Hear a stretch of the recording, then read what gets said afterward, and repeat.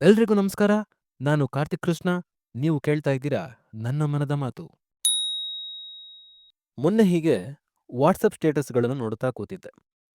ದೇವರ ಫೋಟೋಗಳು, ಮೋಟಿವೇಶನಲ್ ಮಾತುಗಳು, ಹೂವುಗಳು, ರೆಸಾರ್ಟ್ ಸುತ್ತಿದ ನೆನಪಿನ ಸೆಲ್ಫಿಗಳು, ಹೀಗೆ ವೈವಿಧ್ಯಮಯ ಸ್ಟೇಟಸ್ಗಳು ಸಾಲಾಗಿ ಬರತೊಡಗಿದವು. ಇವೆಲ್ಲದರಲ್ಲಿ ನನ್ನ ಮಿತ್ರನೊಬ್ಬ ಲಡಾಖಿಗೆ ತೆರಳಿ ಅಲ್ಲಿನ ಕಣಿವೆಯೊಂದರ ಕಡಿದಾದ ದಾರಿಯಲ್ಲಿ ತನ್ನ ಬೈಕಿನೊಂದಿಗೆ ಪೋಸು ಕೊಟ್ಟಿದ್ದ ಫೋಟೋ ನನ್ನ ಗಮನ ಸೆಳೆಯಿತು. ಕಾಲೇಜಿನ ಜಿಗರಿ ದೋಸ್ತುಗಳಾಗಿದ್ದ ನಮ್ಮಿಬ್ಬರ ಸ್ನೇಹ ತಮ್ಮದೇ ತಿರುವು ಪಡೆದುಕೊಂಡ ಜೀವನ ಪ್ರವಾಹದ ದೆಸೆಯಿಂದ ಈಗ ವಾಟ್ಸಪ್ಪಿನ ಮಾತುಕತೆಯಲ್ಲಷ್ಟೇ ಜೀವಂತವಾಗಿತ್ತು.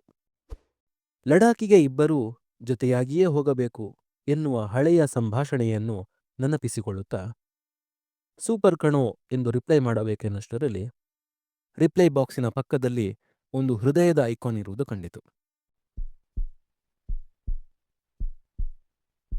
ಇನ್ಸ್ಟಾಗ್ರಾಮಿನಲ್ಲಿ ಸ್ಟೋರಿಗಳಿಗೆ ರಿಪ್ಲೈ ಮಾಡುವುದರ ಜೊತೆಗೆ ಅವುಗಳನ್ನು ಲೈಕ್ ಮಾಡುವ ಆಯ್ಕೆ ಬಂದು ಬಹಳ ದಿನಗಳೇ ಕಳೆದಿವೆ. ಇಂತಹದೇ ಆಯ್ಕೆ ವಾಟ್ಸಪ್ಗೂ ಬರಬಹುದು ಎಂದು ನಮ್ಮ ಮನೆಯಲ್ಲಿ ಚರ್ಚೆ ಕೂಡ ನಡೆದಿತ್ತು. ಅರೆ, ಇಷ್ಟು ಬೇಗ ಆಯ್ಕೆ ಬಂದೇ ಬಿಟ್ಟಿತ್ತಲ್ಲ ಅಂದುಕೊಂಡು ರಿಪ್ಲೈ ಮಾಡುವ ಬದಲು ಲೈಕ್ ಒತ್ತಿ ಆಲ್ ರೈಟ್ ಮುಂದಕ್ಕೆ ಹೋಗೋಣ ಎಂದು ತೇಟ ರಂಗಣ್ಣನ ತರ ಮತ್ತೊಂದು ಸ್ಟೇಟಸ್ ನೋಡತೊಡಗಿದೆ. ನನ್ನದೊಂದು ರಿಪ್ಲೈನಿಂದ ಶುರುವಾಗಬಹುದಿದ್ದ ಸಂಭವನೀಯ ಸಂಭಾಷಣೆಯೊಂದು ಚಿಗುರೊಡೆಯುವ ಮುನ್ನವೇ ಕನಲಿ ನರಳಿದ್ದು ನನಗೆ ಆ ಕ್ಷಣ ಗೊತ್ತಾಗಲಿಲ್ಲ. ವಾಟ್ಸ್ಆ್ಯಪ್ ಎಂಬ ಕಮ್ಯುನಿಕೇಷನ್ ಮಾಧ್ಯಮವೊಂದು ನಮ್ಮ ಫೋನುಗಳನ್ನು ಸೇರಿಕೊಂಡಾಗ ನಾನು ಇಂಜಿನಿಯರಿಂಗ್ ಓದುತ್ತಿದ್ದೆ. ಆಂಡ್ರಾಯ್ಡ್ ಕೂಡ ಆಗಷ್ಟೇ ಹೊಸ ಹೊಸ ಅಪ್ಡೇಟ್ಗಳೊಂದಿಗೆ ಪ್ರತಿ ಫೋನುಗಳನ್ನು ಸ್ಮಾರ್ಟ್ ಆಗಿಸುತ್ತಿದ್ದ ಕಾಲವದು.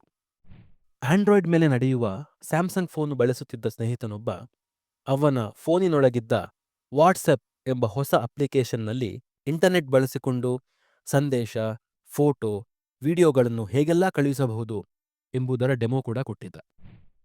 100 SMS ಗಳನ್ನು ನೀರಿನಂತೆ ಮಿತವಾಗಿ ಬಳಸುತ್ತಿದ್ದ ನಮಗೆ ಅದೊಂದು ವಿಸ್ಮಯದಂತೆ ಕಂಡಿತ್ತು.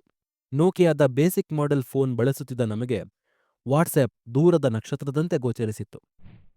ಕ್ಲಾಸುಗಳು ಮುಗಿದೊಡನೆ ಅವನ ರೂಮಿನಲ್ಲಿ ಹಾಜರಾಗುತ್ತಿದ್ದ ನಾವು ಅವನ ವಾಟ್ಸಪ್ಪಿಗೆ ಬಂದು ಬೀಳುತ್ತಿದ್ದ ತಮಾಷೆಯ ವಿಡಿಯೋಗಳನ್ನು ನೋಡಿ ಗಹಗಹಿಸಿ ನಗುತ್ತಿದ್ದೆವು. ಬಿಡುಗಡೆಯಾಗುತ್ತಿದ್ದ ಹೊಸ ಹಾಡುಗಳನ್ನು ನೋಡಿ ಆನಂದಿಸುತ್ತಿದ್ದೆವು. ದಶಕದ ಹಿಂದೆ ವೈರಲ್ ಆಗಿದ್ದ ಕೊಲವೆರಿಡಿ, ಗಂಗಮ್ ಸ್ಟೈಲ್ ಹಾಡುಗಳು ನಮಗೆ ದಕ್ಕಿದ್ದು ಅವನ ವಾಟ್ಸಪ್ ಮೂಲಕವೇ. 2010-2015ರ ಕಾಲಘಟ್ಟವು ತಂತ್ರಜ್ಞಾನದ ಕ್ರಾಂತಿಯ ಕಾಲ. ವೆಬ್ಸೈಟ್ಗಳಲ್ಲಿ ತೆರೆದುಕೊಳ್ಳುತ್ತಿದ್ದ ಫೇಸ್ಬುಕ್ಕು, ಜಿಮೇಲ್ಗಳು ತ್ವರಿತ ರೀತಿಯಲ್ಲಿ ಅಭಿವೃದ್ಧಿಗೊಳ್ಳುತ್ತಾ ಕಾಂಪ್ಯಾಕ್ಟ್ ರೂಪದಲ್ಲಿ ಒಂದೊಂದಾಗಿ ಫೋನಿಗಿಳಿಯುತ್ತಿದ್ದವು. ಇದೇ ಸಮಯದಲ್ಲಿ ವಾಟ್ಸಪ್ ಎಂಬ ಮಾಯೆಯೂ ಹುಟ್ಟಿಕೊಂಡಿತು. ನಾವು ಸಂವಹನ ನಡೆಸಲು ಬಳಸುತ್ತಿದ್ದ ಸಾಂಪ್ರದಾಯಿಕ ವಿಧಾನವನ್ನು ನಮ್ಮ ಊಹೆಗೂ ನಿಲುಕದಷ್ಟು ವೇಗವಾಗಿ ಬದಲಾಯಿಸಿ ಮೊದಲು ಆಂಡ್ರಾಯ್ಡ್ ಫೋನಿಗೆ ಕಾಲಿರಿಸಿ ನಂತರ ಸಿಂಬಿಯನ್ ಆಪರೇಟಿಂಗ್ ಸಿಸ್ಟಮ್ ಮೇಲೆ ನಡೆಯುತ್ತಿದ್ದ ಜನಸಾಮಾನ್ಯರ ಫೋನಿನಲ್ಲೂ ಈ ವಾಟ್ಸಪ್ ಕಾಣಿಸಿಕೊಂಡಿತು. ಆಗೆಲ್ಲ ನಮಗೆಷ್ಟು ಹಿಗ್ಗೆಂದರೆ ಮನೆಗೆ ಬಂದ ಹೊಸ ಸದಸ್ಯನಂತೆಯೇ ಅದನ್ನು ಬರಮಾಡಿಕೊಂಡಿದ್ದೆವು.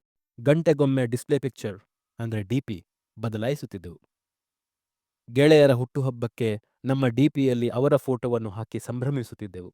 ಸ್ಟೇಟಸ್ ಎಂದು ಕರೆಯಲ್ಪಡುತ್ತಿದ್ದ ಟೆಕ್ಸ್ಟ್ ಬಾಕ್ಸಿನಲ್ಲಿ ಅವರಿಗೆ ಶುಭ ಕೋರುವ ಸಂದೇಶವಿರುತ್ತಿದ್ದವು. ನಮ್ಮ ಹುಟ್ಟುಹಬ್ಬದಂದು ಈ ಎಲ್ಲಾ ಪ್ರೋಟೋಕಾಲ್ಗಳನ್ನು ಅನುಕರಿಸಿದವನು ಮಾತ್ರ ನಿಜವಾದ ಸ್ನೇಹಿತನೆಂಬ ಅಲಿಖಿತ ನಿಯಮವೊಂದು ಆಗ ಚಾಲ್ತಿಗೆ ಬಂದಿತ್ತು. ದಿನದ ಕೊನೆಯಲ್ಲಿ ಹೀಗೆ ಡಿಪಿ ಬದಲಾಯಿಸಿದ ಗೆಳೆಯರ ಕಾಂಟ್ಯಾಕ್ಟ್ನ ಸ್ಕ್ರೀನ್ಶಾಟ್ ತೆಗೆದು ಕೊಲಾಜ್ ಮಾಡಿ ನಮ್ಮ ಡಿಪಿಗೆ ಹಾಕುವುದರಿಂದ ಹುಟ್ಟುಹಬ್ಬ ಸಂಪನ್ನವಾಗುತ್ತಿತ್ತು. ಹೀಗೆ ಸಂವಹನ ಮಾಧ್ಯಮವಾಗಿ ಹುಟ್ಟಿಕೊಂಡ ವಾಟ್ಸ್ಆ್ಯಪ್ ಹಂತ ಹಂತವಾಗಿ ಅಪ್ಡೇಟ್ ಆಗುತ್ತಾ ಸಾಮಾಜಿಕ ಜಾಲತಾಣದಂತೆ ಬದಲಾಯಿತು. ಇನ್ಸ್ಟಾಗ್ರಾಮಿನ ಸ್ಟೋರಿಗಳಂತೆ ಒಂದು ದಿನವಷ್ಟೇ ವ್ಯಾಲಿಡಿಟಿ ಇರುವ ಸ್ಟೇಟಸ್ಗಳು ಶುರುವಾದ ಮೇಲಂತೂ ಜನರಿಗೆ ಹಬ್ಬವೋ ಹಬ್ಬ. ರೆಸಾರ್ಟಿನ ಹಗ್ಗದ ಉಯ್ಯಾಲೆಯಲ್ಲಿ ತೂಗಾಡುವ ಫೋಟೋ, ಗೋವಾದ ಮರಳಿನ ಮೇಲೆ ಕೂತು ತಣ್ಣನ ಬೀರು ಹೀರುವ ಫೋಟೋ, ಆಫೀಸಿನ ಪಾರ್ಟಿಯಲ್ಲಿ ಹಲ್ಲುಗಿಂಜುವ ಫೋಟೋ, ಪ್ರಾಣ ಸ್ನೇಹಿತನಿಂದ ಹಿಡಿದು ಲೋಕದ ಯಾವುದೋ ಮೂಲೆಯಲ್ಲಿ ಕೂತಿರುವ ನೆಚ್ಚಿನ ನಟನಟಿಯರಿಗೆ ಶುಭಾಶಯ ತಿಳಿಸುವ ಫೋಟೋ, ಮನಸ್ಸಿಗೆ ಬೇಜಾರಾದಾಗ ಒಂದು ಕೋಟ್, ಖುಷಿಯಾದಾಗ ಇನ್ನೊಂದು ಕೋಟ್, ಇನ್ನೊಬ್ಬರನ್ನು ಚುಚ್ಚಲು ಮತ್ತೊಂದು ಕೋಟ್. ವಾಟ್ಸಾಪ್ ಹೀಗೆ ಫೋಟೋ ಆಲ್ಬಮ್ ಆಗಿ ಬದಲಾಗುತ್ತದೆ ಎಂದು ಕನಸಿನಲ್ಲೂ ಯಾರೂ ಯೋಚಿಸಿರಲಿಕ್ಕಿಲ್ಲ. ಆಪ್ತಮಿತ್ರ ಸ್ಟೈಲ್ನಲ್ಲಿ ಹೇಳುವುದಾದರೆ, ನೋಡು, ನಿನ್ನ ಸಂವಹನ ಮಾಧ್ಯಮ ಸಾಮಾಜಿಕ ಜಾಲತಾಣವಾಗಿ ಬದಲಾಗುವುದನ್ನು ನೋಡು ಎಂದರೆ ಸಮಂಜಸವೆನಿಸಬಹುದು.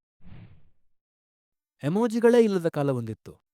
ಮುಗುಳ್ನಗುವಿನಿಂದ ಹಿಡಿದು ಗಹಗಹಿಸುವ ನಗುವಿನ ತನಕ ಪ್ರತಿಯೊಂದು ಭಾವನೆಯೂ ಅಕ್ಯುರೇಟ್ ಆಗಿ ಮತ್ತೊಬ್ಬನನ್ನು ತಲುಪುವ ಈ ಕಾಲದಲ್ಲಿ ಅರ್ಧವಿರಾಮ, ಆವರಣ, ಕೋಲನ್ಗಳನ್ನು ಸರಿಯಾಗಿ ಸಂಯೋಜಿಸಲು ಹೆಣಗಾಡುತ್ತಿದ್ದ ಎಮೋಟಿಕಾನ್ಗಳ ಕಾಲದಲ್ಲಿ ಒಂದು ದಶಕದಲ್ಲಿ ಎಷ್ಟೊಂದು ಬದಲಾವಣೆ. ವಾಟ್ಸಪ್ನಲ್ಲಿ ಮೊದಲೆಲ್ಲ ಫೋಟೋ ವಿಡಿಯೋ ಹಂಚಿಕೊಂಡರೆ ಅದಕ್ಕೆ ತಕ್ಕನಾದ ಇಷ್ಟುದ್ದದ ರಿಪ್ಲೈ ಅತ್ತ ಕಡೆಯಿಂದ ಬರುತ್ತಿತ್ತು. ಈ ನಿಯಮ ನಾವು ಹಾಕುವ ಸ್ಟೇಟಸ್ಗಳಿಗೂ ಅನ್ವಯಿಸುತ್ತಿತ್ತು. ವಾಟ್ಸಪ್ ತ್ವರಿತವಾಗಿ ಬದಲಾಗುತ್ತಾ ಹೋದಂತೆ ಹೊಸ ಹೊಸ ಎಮೋಜಿಗಳೂ ಸೇರ್ಪಡೆಗೊಂಡು ಮಾರುತ್ತರದ ಬದಲಾಗಿ ನಮ್ಮ ಭಾವಕ್ಕೆ ತಕ್ಕನಾದ ಎಮೋಜಿಗಳನ್ನು ಕಳುಹಿಸಲು ಆರಂಭಿಸಿದವು. ಸ್ಟೇಟಸ್ ಅಥವಾ ಸಂದೇಶ ಇಷ್ಟವಾದರೆ ಹೃದಯ, ಇಲ್ಲವಾದರೆ ಸಪ್ಪೆಮೋರೆ.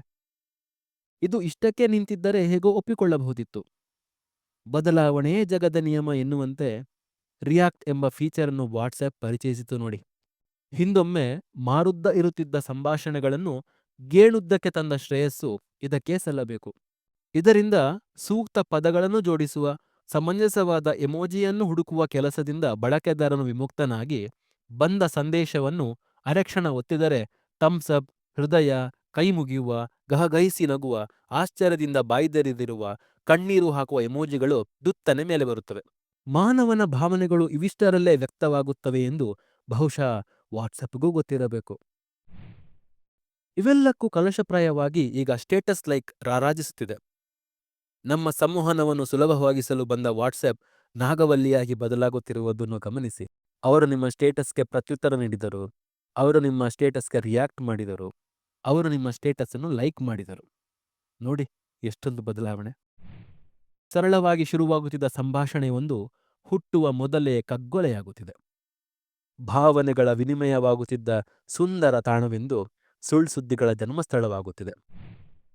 ಮನದ ಲಹರಿ ಎತ್ತೆತ್ತಲೋ ಸಾಗಿ ಮತ್ತೆ ವಾಸ್ತವ್ಯಕ್ಕೆ ಬಂದಾಗ ಗೆಳೆಯನ ಸ್ಟೇಟಸ್ಗೆ ಲೈಕ್ ಒತ್ತಿದ್ದು ನೆನಪಾಯಿತು. ಕೂಡಲೇ ಸೂಪರ್ ಮಗ, ರೈಟ್ ಸೇಫ್ ಎಂದು ಟೈಪಿಸಿ ಕಳುಹಿಸಿದೆ. ಮಿಸ್ ಯು ಬ್ರೋ ಅತ್ತ ಕಡೆಯಿಂದ ಪ್ರತ್ಯುತ್ತರ.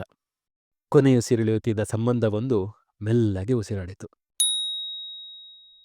Signing off, Karthik Krishna.